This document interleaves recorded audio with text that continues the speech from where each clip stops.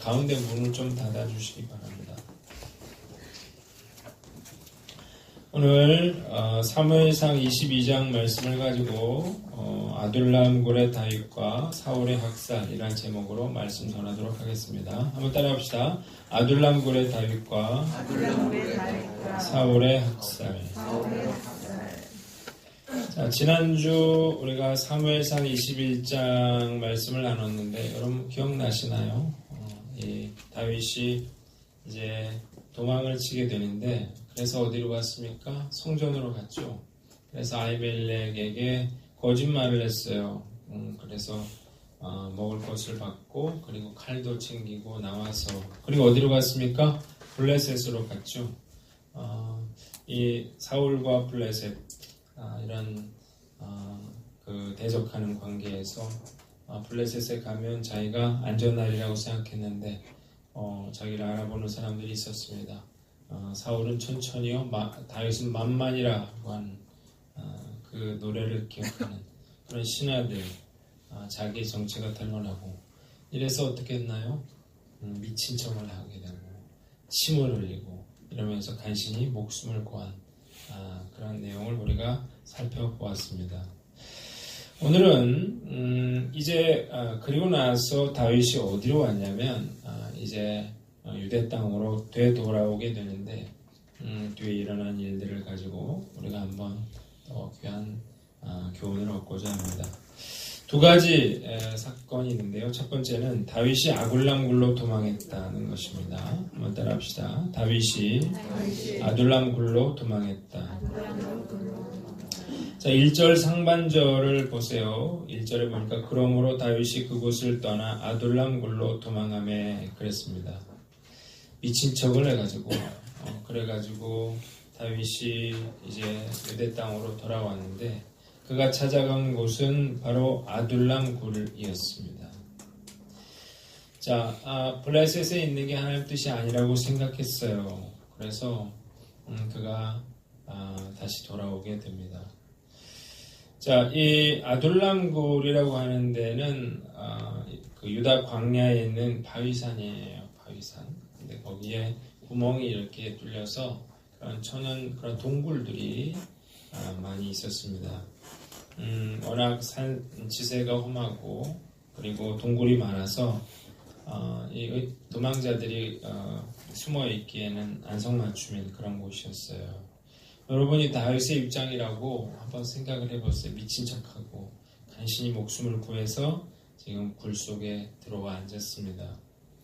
물을 구해오고요. 그리고 뭐 불을 피워야겠죠. 불을 피우고 그리고 뭐 사냥을 해서라도 뭐 먹을 걸 이제 마련을 해오고 자 그리고 나서 이제 별이 쏟아지는 그런 캄캄한 그런 밤하늘을 모닥불을 펴놓고 그리고 이제 바라보면서 다윗이 과연 무슨 생각을 했을까요?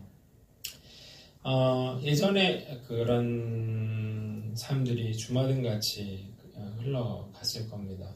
목동으로 양떼를 치면서 이렇게 밤하늘을 보던 그런 생각도 나고 또 가족들과 함께 참 행복하던 즐거운 시간 보내던 것도 생각이 나고요.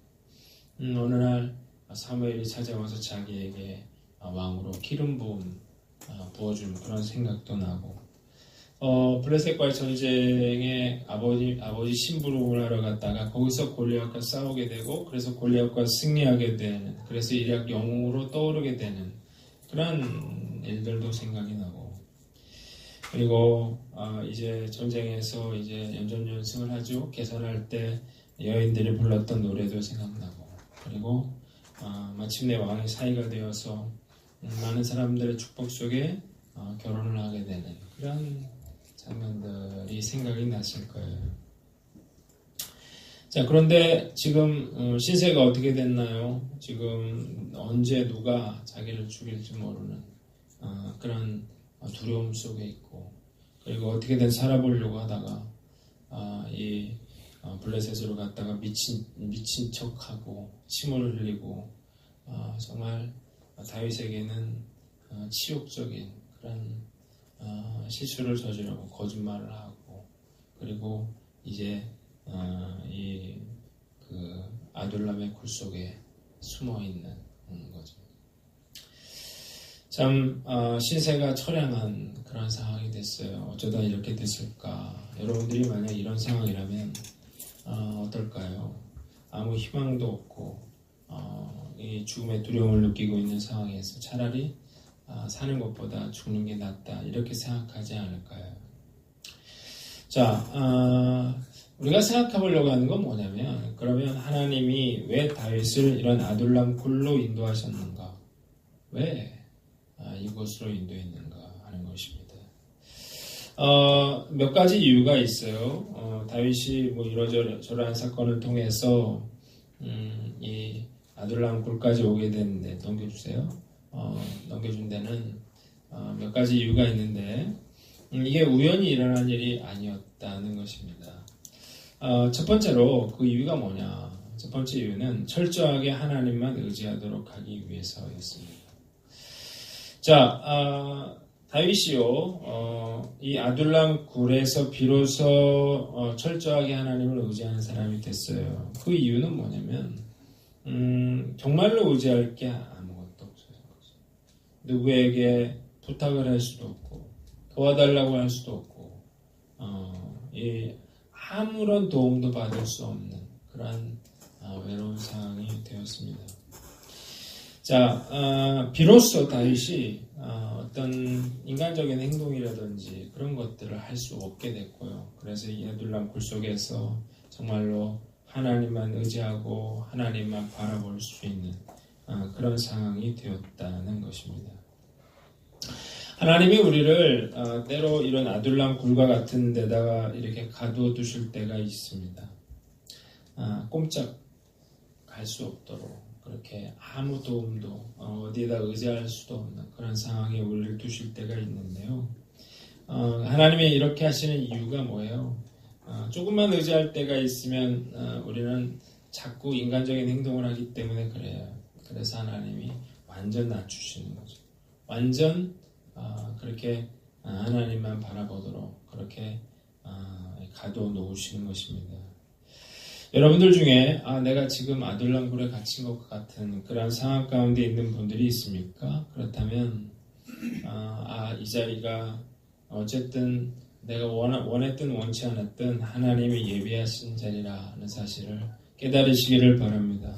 아둘람 굴이라고 하는 곳, 이곳이야말로 내가 하나님만 바라볼 수 있는 그러한 곳이고, 그리고 내가 전적으로 정말로 하나님만 의지할 수 있는 그런 기회가 되기 때문인 거죠. 두 번째는 처절한 실패를 통해서 다른 사람의 아픔을 이해하는 지도자가 되게 하기 위함이었습니다. 다윗이 어떤 사람인가요? 믿음의 사람이었죠. 하나님 중심으로 산 사람이었죠. 죽으면 죽으리라는 그러한 믿음을 가지고 골리앗과 싸워 이긴 사람이에요.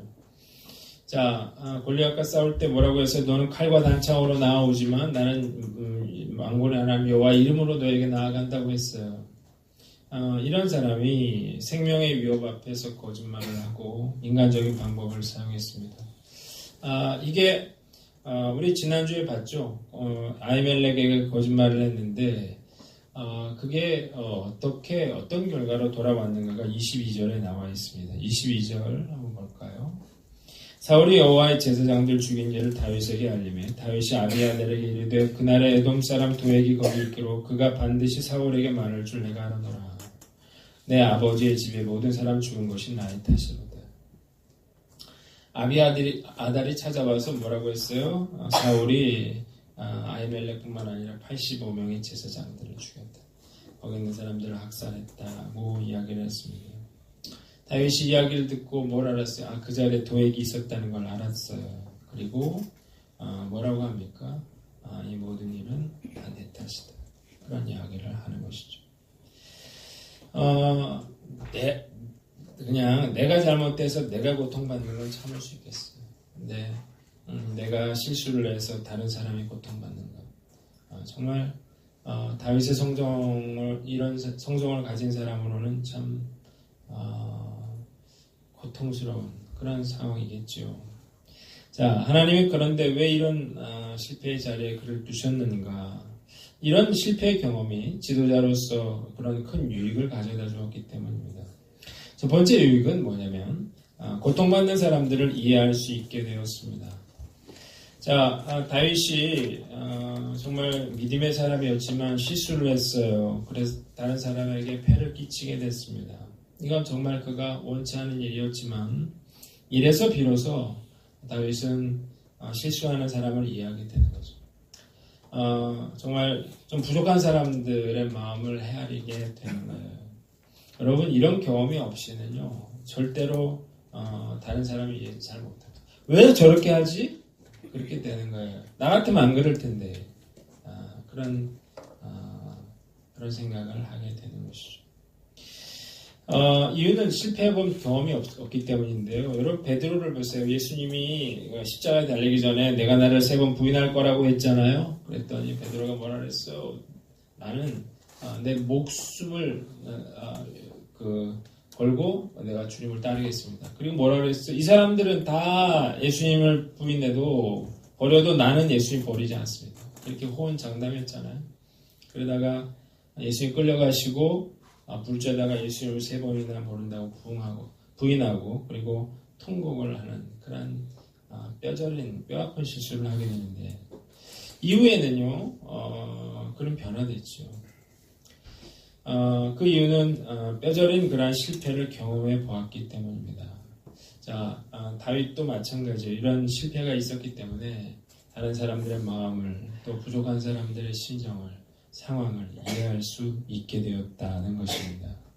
한번 따라합시다. 겸손한 자가 되라. 겸손한 자가 되라. 자, 여러분은 어떤 실패를 경험하고 있습니까? 우리가 내 실패로 인해서 자책하고 또 후회하는 데 그칠 게 아니고 내가 이 실패를 통해서 정말 하나님 앞에서 겸손한 자가 되기로 여러분들이 결단하시라는 거예요.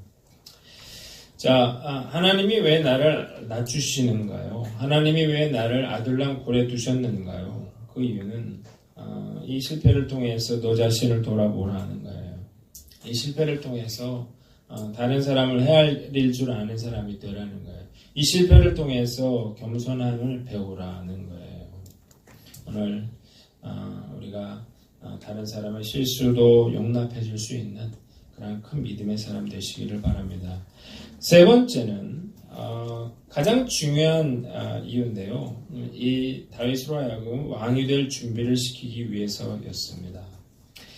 자, 1절 하반절로 2절을 한번 보겠습니다. 이거 같이 한번 읽어보겠습니다. 앞에 영상에 나와 있어요. 읽습니다. 시작. 그의 형제와 아버지의 운집이 듣고 그리로 내려가서 그에게 이르렀고 환난당한 모든 자와 빚진 모든 자와 마음이 원통한 자가 다 그에게로 모였고 그는 그들의 우두머리가 되었는데 그와 함께한 자가 400명가량이었더라. 왜 블레셋에 있으면 안 되는가? 왜 하나님이 죽음의 위협이 있는 이 유대 땅으로 들어오게 하셨는가? 그 이유는 바로 그에게 왕이 될 수 있도록 사람들을 모아주기 위해서였습니다. 다윗이 아둘람굴에 숨어있다는 소식이 들렸더니 누가 제일 먼저 찾아왔어요? 가족들이 찾아왔습니다. 형제들이 찾아왔습니다. 그리고 오늘 보니까 뭐라고 했어요? 환난당한 모든 자와 빚진 자와 마음이 원통한 자가 다 다윗에게 모여들었다고 했습니다. 자, 사울의 그런 폭정이라고 할까요? 이런 걸로 인해서 고통받는 많은 사람들, 의로운 사람들, 원통한 사람들, 손해본 사람들, 이런 사람들이 다윗에게로 몰려들기 시작했다는 것입니다. 자, 이 사람들이 놀라운 건 뭐예요? 이 사람들이 이스라엘 역사상 가장 위대한 그런 왕국을 이루었다는 거예요. 왜 다윗이 블레셋에 있어야 되는지는 있어야 되면 안 되는지 알겠죠? 블레셋에 있으면 목숨은 부지할지 모르겠지만 하나님이 그 뒷작업을 이어가실 수가 없단 말이에요. 그를 왕으로 세우는 그런 계획들을 이루실 수가 없기 때문에 그래서 하나님이 그를 아둘람굴로 오게 하는 거예요. 자, 모든 사람이 400명이 넘어가니까 이제 아둘람의 고래는 있을 수가 없게 됐습니다. 그래서 다윗이 자기 부모와 가족들을 모압으로 데려갑니다.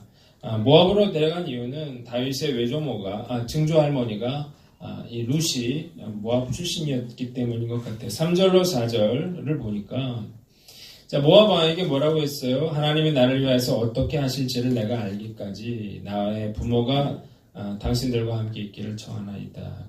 그랬어요. 자, 그런데 5절에 보니까 선지자 갓이 다윗을 찾아왔습니다. 그래서 뭐라고 했어요? 너는 이 요새에 있지 말고 떠나 유대 땅으로 들어가라 그랬단 말이에요. 너는 모압을 떠나라고 했어. 그러자 다윗이 어떻게 했습니까? 그 모압 땅을 떠나서 헤레스풀로 들어가게 됩니다. 자, 사실 쉽지 않죠. 지금 한두 명이 아니거든요. 이제 헤레스풀로 들어가게 되면서 어떻게 해요? 자신들의 정체가 드러나게 되고 사울이 이 소식을 알게 되는 그런 상황이거든요. 다윗도 그걸 알았어요. 그럼에도 불구하고 순종하는 거예요. 왜? 그가 유대 땅에 들어가는 것이 하나님의 뜻이라고 하는 사실을 그가 깨달았기 때문입니다. 자, 적용을 해야 되는데 첫 번째로 순종하라는 것입니다. 한번 따라합시다. 순종하라. 여러분, 이해되지 않는 그런 일이 벌어지더라도요, 우리가 하나님의 뜻에 순종할 줄 알아야 됩니다. 그 이유는 뭐예요? 우리는 하나님의 계획이 뭔지를 모르기 때문이에요. 하나님이, 다윗은 몰랐죠. 하나님이 모압 땅에서 나와서 헤레스풀로 가라고 했어요. 근데 하나님이 뭐라고 했습니까? 왜 가야 되는지, 거기서 어떤 일이 일어날지를 아무런 얘기도 해주지 않았어요. 그냥 가라고 했어요.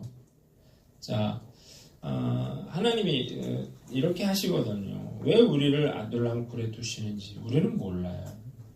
그러나 지나고 났더니 하나님의 뜻이 있었어요.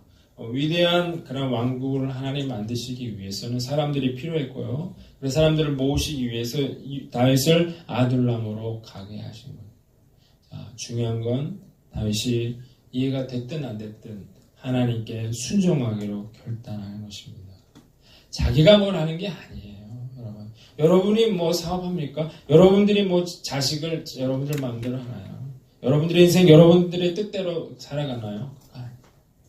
우리는 하나님의 인도하심 가운데 사는 거예요. 이슬람은 있고 가려면 가는 거예요. 왜 이렇게 합니까? 이게 뭡니까? 따지지 마세요. 다 하나님의 일을 우리는 알 수가 없어요. 중요한 건 시간이 흐르면 알게 됩니다.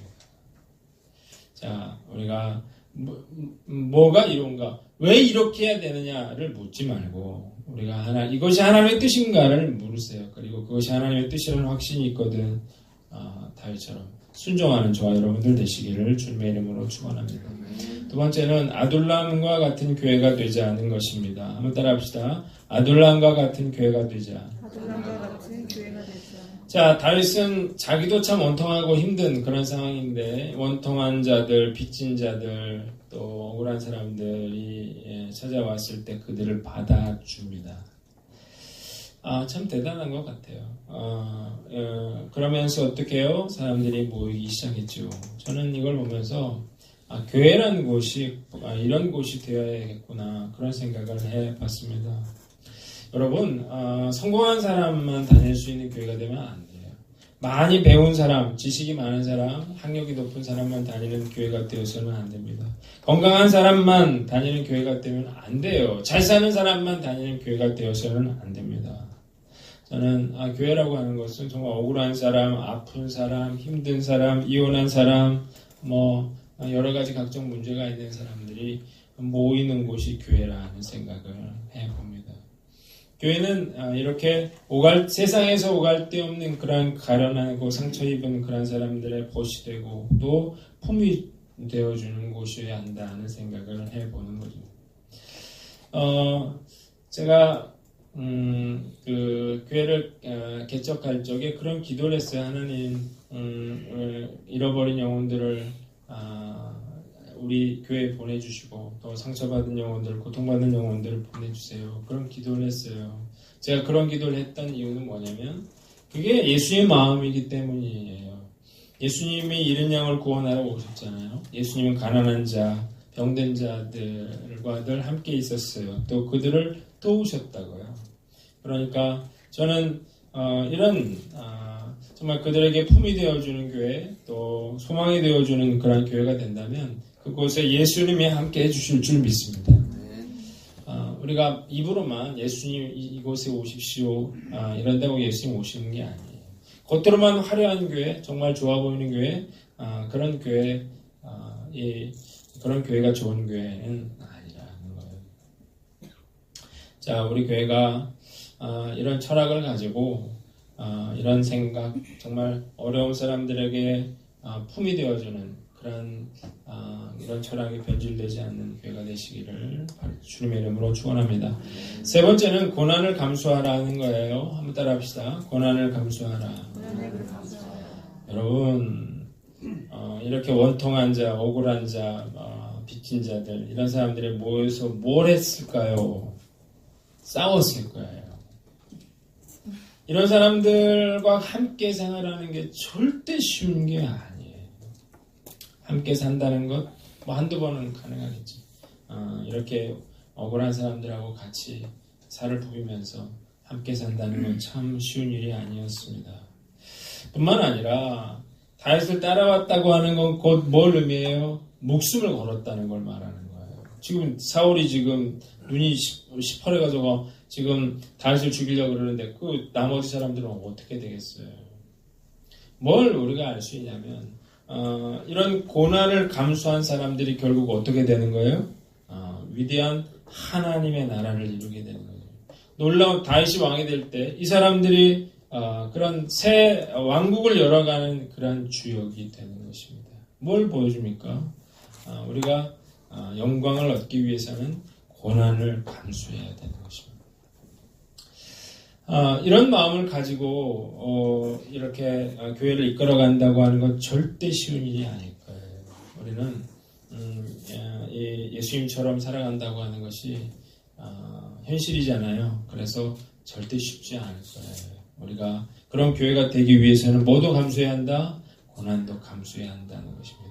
고난을 감수하면 뭐예요? 영광도 따라오게 될 거예요. 오늘 내가 감당해야 될 몫은 무엇인가를 살펴보고 우리가 이 마음으로 주님의 몸된 교회를 섬기는 저와 여러분들 되시기를 주님의 이름으로 축원합니다. 자, 한 가지 더 보면 사울이 아히멜렉과 모든 제사장을 학살했다는 것입니다. 한번 따라합시다.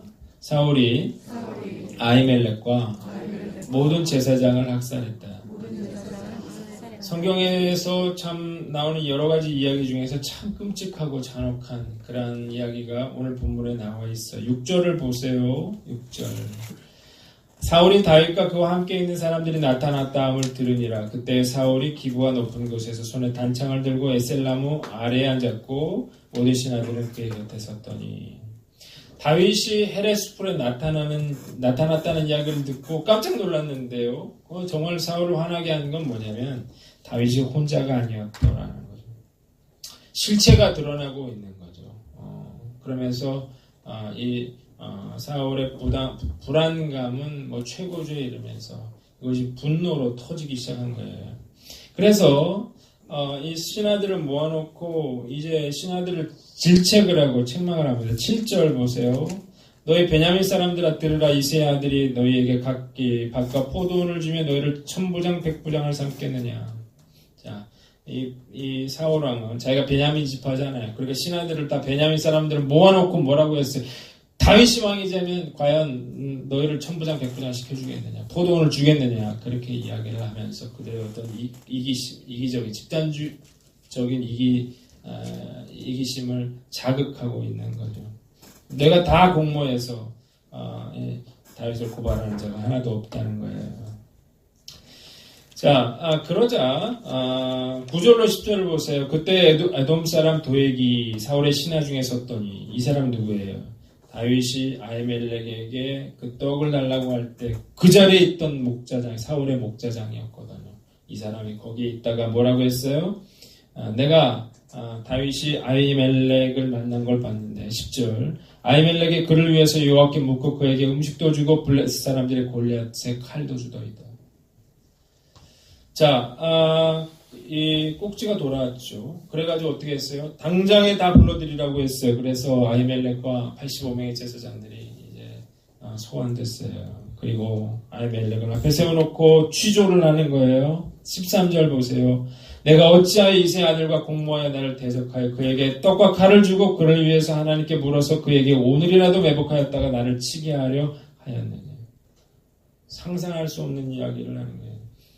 다윗과 공모했다는 거예요. 떡과 칼을 줬다는 거예요. 그리고 매복해서 나를 죽이려 했다는 거죠. 그러니까 아히멜렉이 뭐라고 해? 14절 15절 보니까 다윗과 같이 충실한 자가 누굽니까? 다윗이 왕의 사위도 되고 호위대장도 되고 왕실에서 정비한 자가 아닙니까? 내가 그를 위해서 하나님께 물은 것이 처음입니까? 그러면서 뭐라고 했어요? 종은 이 모든 일에 관해서 아는 게 없습니다. 그러나 사울왕이 뭐라 그래요? 너와 내 아비의 온 집이 반드시 죽을 거라고 합니다. 그리고 호위병에게 제사장들을 죽이라고 했어요. 그러니까 호위병들이 당황을 했죠. 이 제사장들이 죄가 없다는 사실을 알았거든요. 함부로 여호와의 제사장을 죽일 수가 없었죠. 그랬더니 이 사울이 화가 났어요. 그래서 도액을 불러서 뭐라고 했어요? 이 사람 에돔 사람이니까 그런 거와 별로 상관이 없는 거죠. 돌아가서 그 제사장들을 다 죽이고 가족들을 다 몰살하라고 명령을 내립니다. 돌아갔어요. 그래서 이 도액이 제사장 85명을 죽이고 그리고 모든 남자와 여자와 젖 먹는 아이들까지 소나 양과 모든 것들을 다 싸그리 죽여버립니다. 자, 여기서 살아남은 사람이 아비아달인데 이 사람이 다윗에게로 도피해서 이야기를 다윗에게 알려준 것입니다. 우리가 생각해 보려고 하는 건 뭐냐면 과연 이 사울이 이렇게까지 막 나가게 됐느냐는 거죠. 왜? 원래 이런 사람 아니었어요. 사무엘상 11장 12절로 13절을 보면 그가 블레셋과 싸워서 승리를 하게 되는데 뭐라고 하냐면 사람들이 사울이 어찌 우리를 다스리겠느냐 한 자가 누구니까 그를 끌어내서서 우리가 죽이겠나이다. 사울이 왕되는 걸 방대한 사람들이 있었어요. 그러니까 전쟁에 승리하게 되니까 그들을 죽이겠다고 했을 때 사울이 뭐라고 했냐면 이날에는 사람을 죽이지 못하려니 여호와께서 오늘 이스라엘 중에 구원을 베푸시느니라. 뭐라고 했어요? 이 전쟁은 하나님이 하신 전쟁이라는 거. 그래서 우리가 그들을 죽여서는 안 된다고 했어요. 이런 겸손한 사람이 지금 아히멜렉에게 모든 것을 뒤집어 씌우고 또 그런 제사장들 전부와 또 아이들까지 학살하는 그런 엄청난 죄악을 저지르게 되었다는 것입니다. 왜 막 나갔느냐? 저는 이걸 하나님이 이 사울을 버리신 이유에서 찾아볼 수 있다고 봅니다. 사무엘상 13장에 제가 설교를 했어요. 하나님이 왜 사울을 버렸는지 사울이 세 가지 잘못한 게 있다고 그랬거든요. 첫 번째, 사울이 전쟁을 할 적에 하나님께 묻지 않았다는 것. 두 번째, 그가 사무엘을 기다리지 않고 자기가 스스로 그 제사를 드렸다는 것. 그리고 책망받을 때 변명하고 책임 전가를 했다는 것. 이거라고 얘기를 했거든요. 그래서 사무엘상 13장 14절을 보세요. 14절 보니까 여호와께서 왕에게 명령하신 바를 왕이 지키지 아니하였으므로 여호와께서 그의 마음에 맞는 사람을 구하여 여호와께서 그를 그의 백성의 지도자로 삼으셨느니라. 사울이 하나님께 버림받은 이유는 왕에게 명령한 것을 지키지 않았던 것이었습니다. 자, 사울이 버림받은 이유는 순종하지 않았기 때문이 아니에요. 하기는 했어요. 그런데 어떻게 순종했어요? 선택적인 순종을 하는 거죠. 하고 싶은 건 하고 하고 싫은 건 절대 안 하는 거죠. 그래서 그 하나님의 말씀에 순종하지 않았고 그래서 결국 버림받았고 그래서 여기 이 지경이 되었다는 거예요. 한번 따라 봅시다. 온전한 순종을 연습하라. 사울의 문제는 늘 적당히 했다는 거예요. 하고 싶은 것만 했다는 거죠. 여러분 보세요. 아말렉을 진멸하라고 하나님이 말씀하셨거든요. 그랬는데 어떻게 했습니까?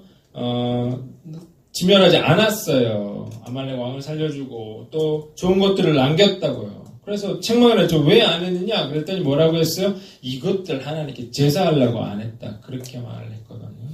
그러던 사울이 지금 어떻게 했어요?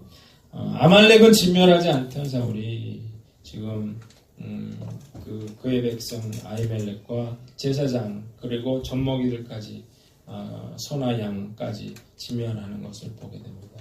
하기 싫은 건 안 하는 사람이 자기가 원하는 건 어떤 일이라도 저지를 수 있는 거예요.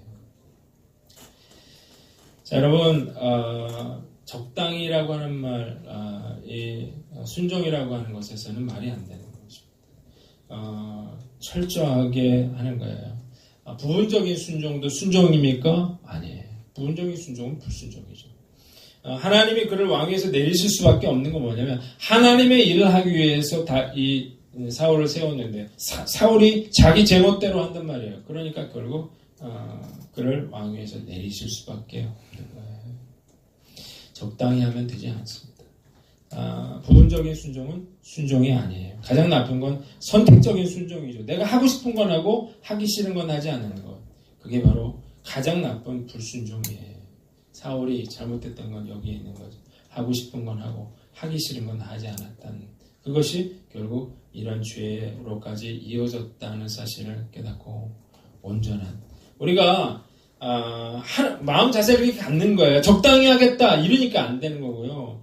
내가 온전히 순종하겠다고 결심을 하세요. 그리고 내가 못했을 수도 있죠. 처음부터 나는 이만큼만 하겠다고 생각하는 것과 내가 처음에는 온전히 하겠다고 마음 먹는 건 전혀 다른 거죠. 온전히 순종하겠다고 생각해서 못하는 건 어쩔 수 없죠. 그러나 처음부터 나는 이만큼만 하겠다고 생각하는 건 그거는 순종이 아니에요.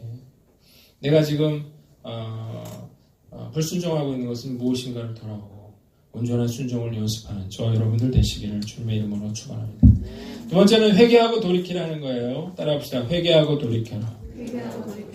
자, 죄를 누가 많이 졌어요? 다윗이 많이 졌어요? 사울이 많이 졌어요? 다윗이 많이 졌죠. 다윗은 무슨 죄를 졌어요? 간음죄를 졌고 살인죄를 졌거든요. 그런데 하나님 누굴 버렸어요? 사울을 버렸죠. 그 이유가 뭐예요? 사울은 회개하고 돌이키는 게 없어요. 다윗은 나단 선지자가 당신이 바로 그다 라고 얘기했을 때 뭐라고 했어요? 즉시 옷을 찢고 회개했어요. 그래서 용서함 받았죠. 다윗은 다른 사람의 말을 들었어요. 그리고 어떻게 해요? 회개했어요. 돌이켰어요. 중요한 건 뭐예요? 우리 다 죄인이에요. 다 실수하고 다 죄를 짓죠. 중요한 건 내가 잘못했을 때, 죄를 지었을 때 과연 회개하고 돌이킬 수 있느냐, 그렇지 못하느냐라고 하는 것입니다. 어려서부터 부모 말도 듣지 않고 선생님 말도 듣지 않고 그 누구의 말도 듣지 않고 살아온 사람이 예를 들어서 목사의 말을 듣기 어렵겠죠. 이런 사람 하나님 말씀 듣기 어렵겠죠. 그러나 들어야 됩니다. 하나님 말씀 듣는 훈련이 안 돼 있으면 결국 사울처럼 되는 거예요. 결국 작은 걸로 시작했거든요. 불순종하는 걸로 시작했어요. 하고 싶은 거 하고 하기 싫은 건 안 하는 걸로 시작했는데 결국 어디까지 왔어요? 이 하나님의 제사장들을 멸절시키는 그런 죄를 저지르기 시작하는 거예요. 이건 시작에 불과합니다. 자, 여러분 들을 수 있는 그런 자세를 가지세요. 누구의 이야기든 자녀의 이야기든 또 남편의 이야기든 아내의 이야기든 목사의 이야기든 여러분들이 들을 자세로 그렇게 이야기를 하세요. 가끔 목사에게 상담을 하자고 할 때가 있어요. 성도들이. 그러면 목사로서 가슴이 덜컥 내려앉아요. 왜 그러냐면 상의를 하는 게 아니라 통보를 하는 경우가 많아요. 본인이 뭐 되게 그런 거죠. 나는 못하겠다, 안 하겠다, 떠나겠다 그런 거거든요. 문제는 그럴 수도 있겠죠. 그런데 그거에 대해서 상의하려고 보자는 게 아니라 내가 이렇게 결정했으니 통보하겠다 이런 식이거든요. 자, 이렇게 하면 안 된다는 거죠. 이런 식으로 이런 마음을 가지면 하나님 말씀을 들을 수가 없게 됩니다. 중요한 순간에 내가 고민을 해봐야 될 거 아니에요. 뭐가 하나님의 뜻인지를 따져봐야 될 거 아니에요. 이게 안 되면 결국 사울처럼 막 나갈 수 있게 된다는 거예요. 여러분, 오늘 85명의 제사장이 죽었죠. 이게 그들로 볼 때는 굉장히 억울한 일일 수 있는 것 같지만 사무엘 2장에 보면, 사무엘상 2장에 보면 이 죽음은 예언된 하나님의 심판이었다는 거예요. 왜 그래요? 엘리 제사장이 불순종했을 때 하나님께서 뭐라고 했어요? 너의 가문을 심판하겠다고 했거든요. 그게 오늘 성취된 것입니다. 엘리가 죽었어요. 두 아들이 죽었어요. 며느리가 죽었어요. 그리고 나머지 살아남았던 그 후손들이 목숨을 잃게 되는 것입니다. 죄를 지을 수밖에 없죠. 회개하고 돌이키지 않으면 결국 하나님이 나서시게 됩니다. 하나님이 손대게 됩니다. 하나님이 심판하게 됩니다. 그러면 돌이킬 수 없는 거예요. 오늘 잘못하는 거, 실수하는 건 문제가 아니라고 했어요. 무엇이든 내가 회개하고 돌이켜야 될 것이 무엇인가를 돌아보고 그걸 회개하십시오. 돌이키십시오. 그러면 하나님이 다 용서해 줍니다. 그러나 끝까지 강팍한 마음으로 내가 변명하고 다른 사람에게 책임을 전가하면 결국 하나님의 심판대 앞에 서게 된다는 사실을 깨닫고 우리가 늘 깨어있는 저와 여러분들 되시기를 주님의 이름으로 축원합니다. 말씀 마치겠습니다. 자, 오늘 본문의 첫째로 다윗이 아둘람굴로 돌아왔는데요. 우리도 하나님의 섭리를 믿고 하나님의 뜻을 따르기를 바랍니다. 두 번째, 사울이 제사장들을 학살했는데요. 제멋대로 사는 것이 얼마나 위험한 것인지를 깨닫고 철저한 순종을 연습하고 즉시 돌이켜 회개하는 저와 여러분들 되시기를 주님의 이름으로 축원합니다.